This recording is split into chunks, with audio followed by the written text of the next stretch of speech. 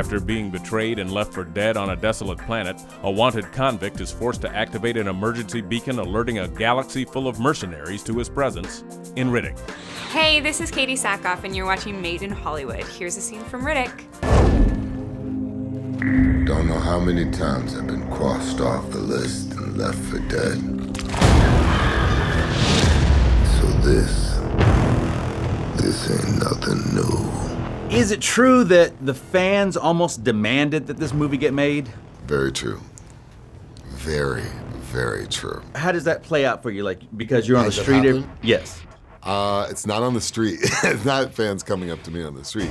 It's fans offering the feedback that they always do on the Facebook page. There was a constant drumbeat since the last movie.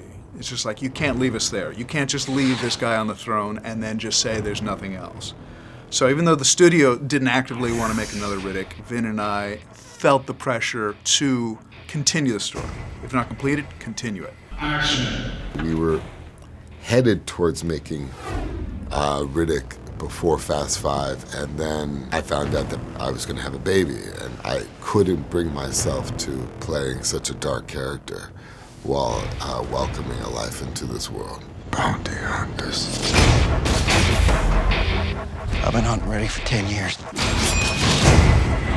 He's the most dangerous man we've ever tracked. What was that like for you when you first heard that you were in it for real? I freaked out. I was at the gas station and I started jumping up and down, and my mom was in town, and then my fiance sent me flowers, and like it was just it felt like my first job all over again. So yet again, we play for blood.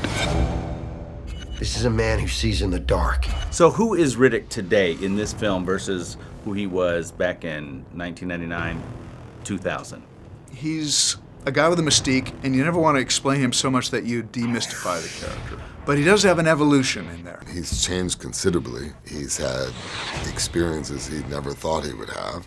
He never thought he'd find himself on a throne, any throne, with anyone bowing to him, especially with his code, which is a no-bow policy to anyone. He's an anti-hero, not a hero. He's a character that doesn't feel like he's run through the studio development mill and sanitized by that process.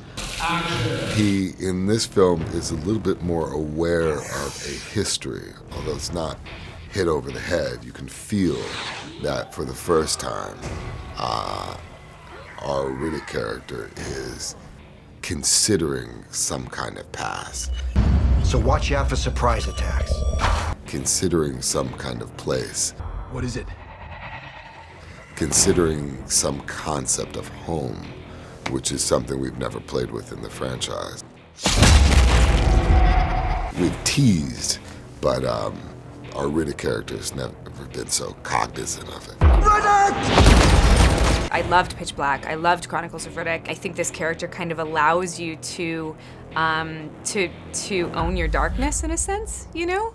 And I love that about this series. Yeah, let's cut him loose. Vin Diesel not only stars in this movie, he's one of the producers. Yeah. What does he bring as a producer? He brings a depth and understanding of these characters that I think most producers wouldn't normally have. On Pitch Black, he was just an actor that I hired. And the second movie, he was a producer, and he had come off a couple Fast and Furious movies, so he was a different animal, and our relationship has to change. In 60 seconds, you're gonna take these chains off. Producing, I guess, allowed me to champion in a way that allowed it to get made. Roll cameras!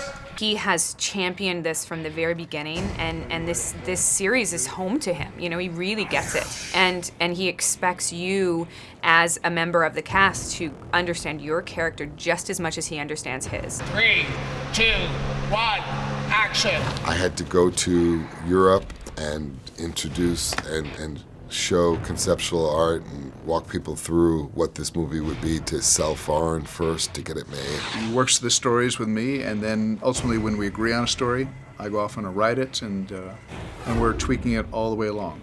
He's my co-conspirator on this project. I always love working with producers or directors who have acted because they have this ability to speak actor, which is not the easiest thing in the world to talk so actors understand you, because we're slightly insane. Just slightly, just tiny bit insane.